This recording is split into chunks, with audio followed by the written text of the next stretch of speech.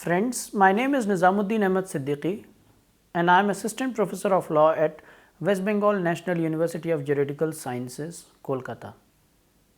I will be taking this unit on fundamental duties under the Indian Constitution. Friends, this unit aims to fulfill the following learning objectives. Number 1, to gain knowledge about the fundamental duties besides fundamental rights and directive principles which are essential for dignified living in a society.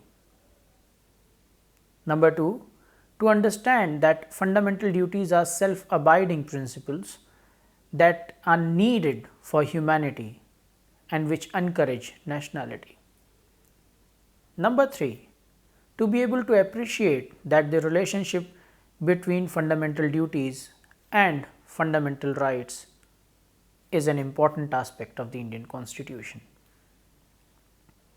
With these learning objectives in mind, let us now get a basic introduction of fundamental duties. Fundamental duties are an imperative component of the Indian Constitution. The duties prescribe, represent some of the utmost ideals preached by our great saints, philosophers, social reformers and political leaders. No duties of the inhabitant were integrated in the unique Constitution of India at the time of its origination in 1940.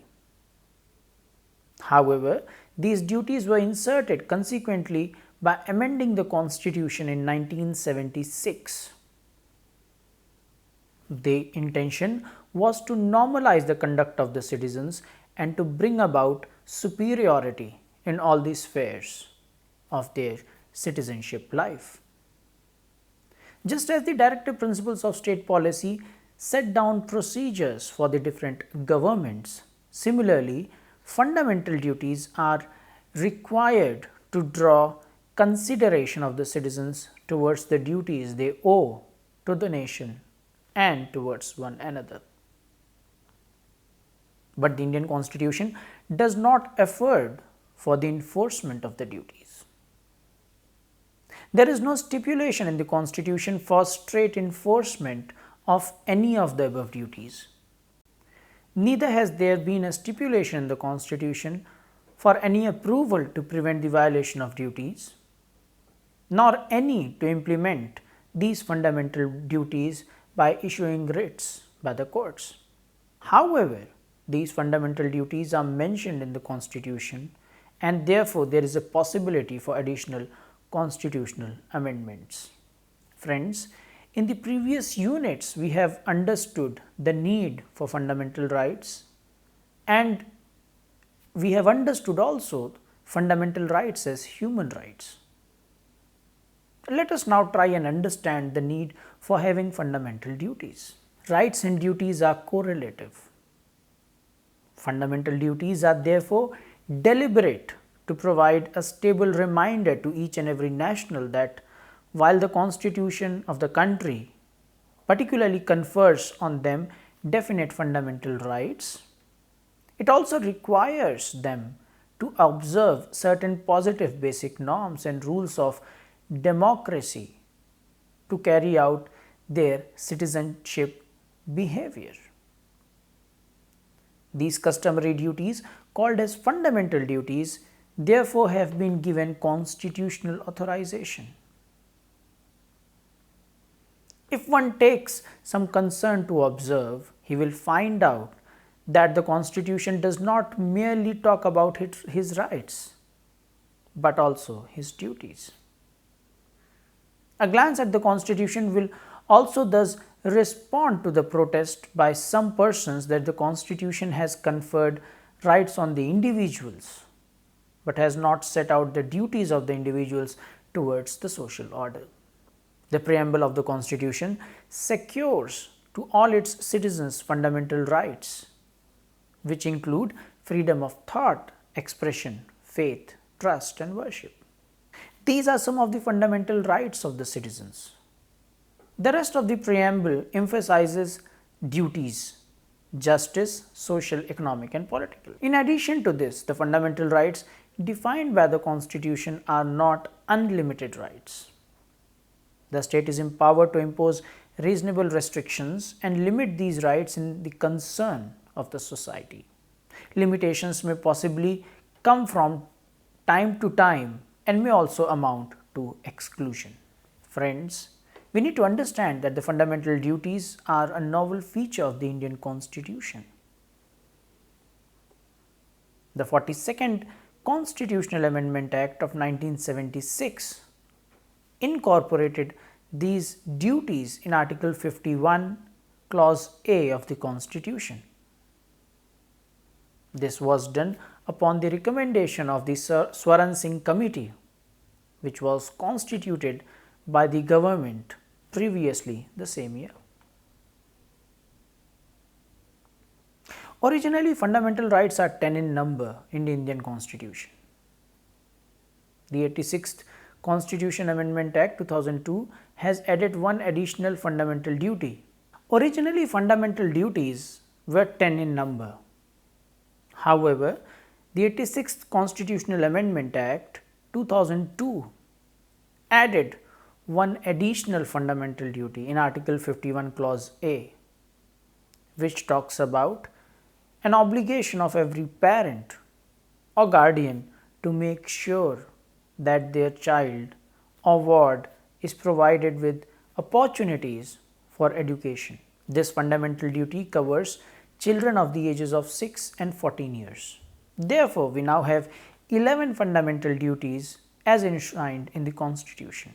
Some of the other fundamental duties oblige citizens to value national symbols of India as well as the Constitution, to cherish its heritage, to safeguard its composite culture, and to aid in its defense. Fundamental duties also obligate all Indians to encourage the spirit of universal brotherhood, care for environment and public property, building up of scientific temper, abjuring violence, as well as to strive towards fineness in all spheres of life. Citizens are therefore ethically obligated by the Constitution to carry out these duties. Article 51 Clause A lays down the following 10 fundamental duties. It says that it shall be the duty of every citizen of India, number 1, to abide by the Constitution and respect its ideals and institutions, the national flag and the national anthem. 2. To cherish and follow the noble ideals which inspired our national struggle for freedom. 3. To uphold and protect the sovereignty, unity and integrity of India. 4. To defend the country and render national services when called upon to do so. 5. To promote harmony and the spirit of common brotherhood amongst all the people of India, transcending religious, linguistic, regional or sectional diversities. To renounce practices derogatory to the dignity of women. 6. To value and preserve the rich heritage of our composite culture. 7. To protect and improve the environment, including forests, lakes, rivers and wildlife, and to have compensation for living creatures. Number 8. To develop the scientific temper, humanism and the spirit of inquiry and reform. 9. To safeguard public property and to abjure violence. And finally, to strive towards excellence in all spheres of individual and collective activity, so that the nation constantly rises to higher levels of endeavor and achievement. The last one, 10. To strive towards excellence in all spheres of individual and collective activity, so that the nation constantly rises to higher levels of endeavor and achievement. And finally, who is a parent or guardian to provide opportunities for education to his child or ward between the ages of 6 to 14 years. Friends, let us now try to understand the significance of fundamental duties. It is important to note that none of the constitutions of the Western countries specially offer the duties along with obligations of the citizens. Among the democratic constitution of the world, we discover certain duties of the citizens in the Japanese constitution. In Britain, Canada and Australia, the rights and the duties of the people are administered by the common man and legal decisions. The American Constitution provides barely for fundamental rights and do not refer to the duties of the citizens. It does not indicate that the people of these countries act in an irresponsible conduct. In all these countries, the citizens are imbued by means of an elevated brain of loyalty because of education and guidance in the elementary duties and obligations of nationality. The constitution of socialist countries, though, lay huge prominence on the citizens' duties. Friends, fundamental duties are, in a sense, transformation of the constitution. They have been included in the Indian Constitution to remind each citizen to facilitate what they are supposed to not merely be conscious of their rights, but also of their duties. The assorted clauses of Article 51A articulate fine sentiments. Some of the above duties are previously being imposed through ordinary law. For example, there are laws making whichever activity disrupting the sovereignty and territorial integrity of India unlawful and punitive. But the magnitude of the other duties mentioned above becomes visible to be legally enforceable, for they are vague and indefinite. But a number of the other above mentioned duties become invisible with respect to their legal enforceability, since they are constructed in very vague and indefinite language.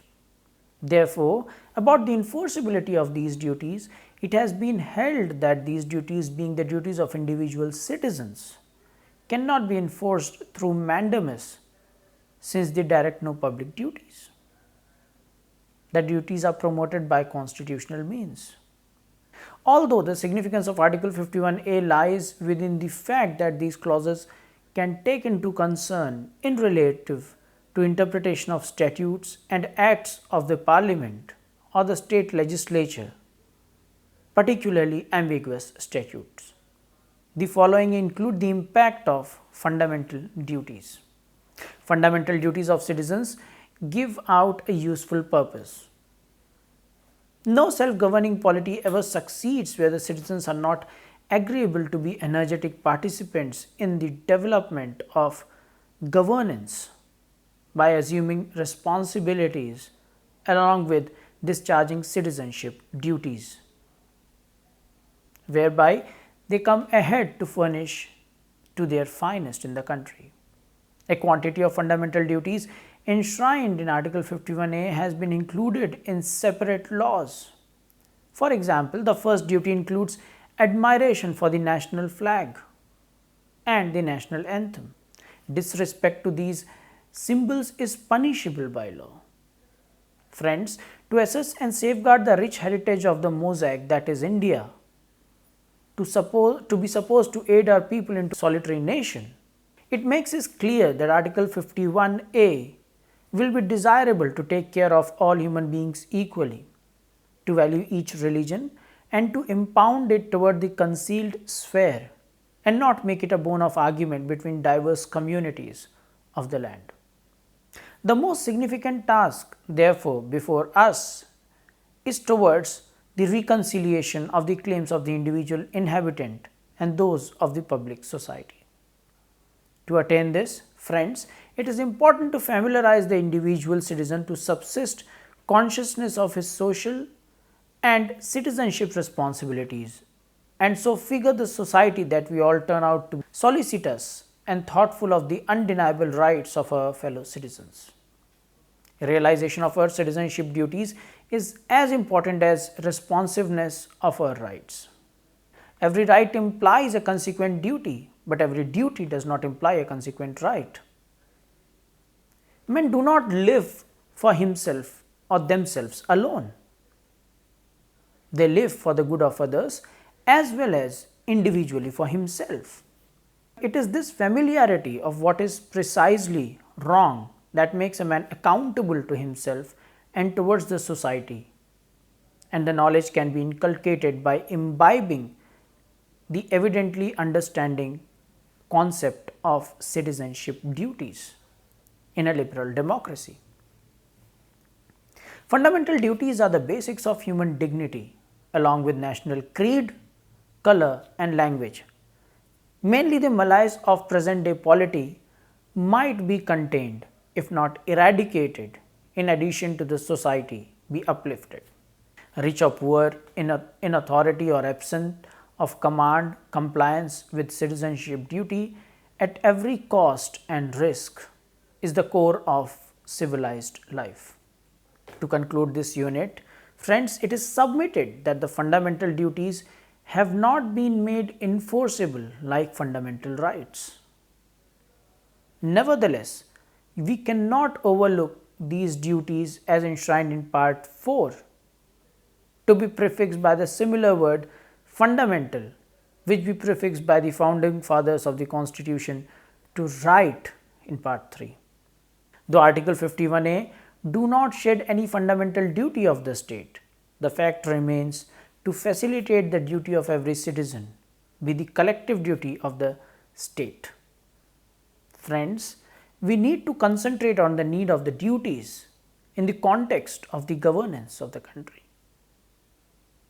Since rights and duties are correlative, fundamental duties are therefore intended to provide, while a constant reminder to every citizen that while the Constitution specifically conferred on them certain fundamental rights, it is very well required for the citizens to scrutinize certain basic norms of democratic conduct and democratic behavior. Friends, with this we come to the end of this unit. I thank you for your patient hearing.